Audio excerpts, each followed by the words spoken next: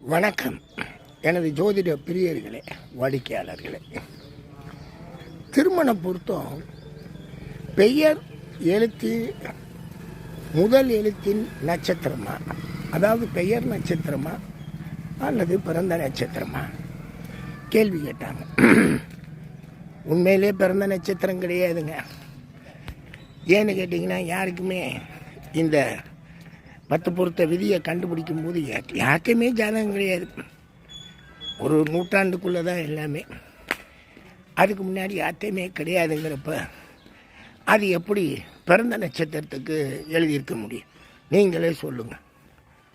பேருடைய நட்சத்திரம், பேருனுடைய என் பேர் விமலன்னா வீணாக்கு என்ன நட்சத்திரம் அப்படின்னு பிரித்து இந்த 10 பொருத்தத்தை பார்த்து திருமணம் செய்யுங்கன்னாங்க. அதுலேயும் மங்கல்ய பொருத்தம் ரொம்ப முக்கியம்னு சொல்லியிருப்பாங்க. அதுக்கு விதிவிலக்கு கொடுத்துருப்பாங்க. ஆரோகணா அவரோகணா ரஜுவாக இருந்தால் செய்யலான்னு.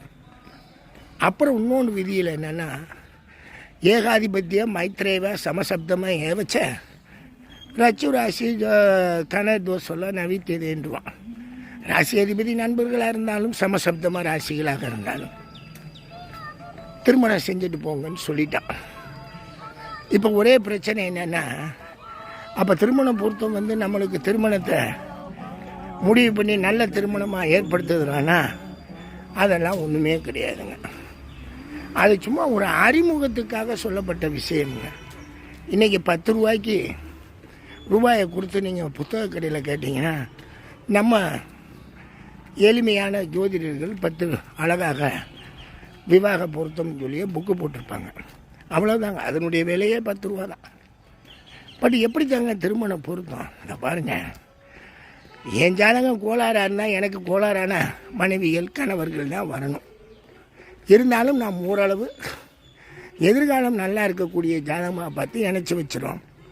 நட்பு ராசிகளை இணைச்சி வச்சிட்டோம்னா அவங்க பாட்டுக்கு நிம்மதியாக வாழ முடியும்.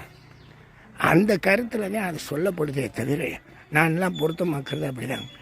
டீப்பாக அவங்களுடைய எதிர்காலத்தை முழுமையாகவே பேசிடுவாங்க. பேசி வீடியோ பண்ணியும் போட்டு கொடுத்துருவாங்க. என்ன பண்ண சொல்கிறீங்க? காலம் அப்படி இருக்குது. இன்னமும் 10 பொருத்தம் தான் பெருசுன்னு சொல்லிக்கிட்டு இருக்கக்கூடிய ஜோதிடர்கள் நிறையா இருக்காங்க.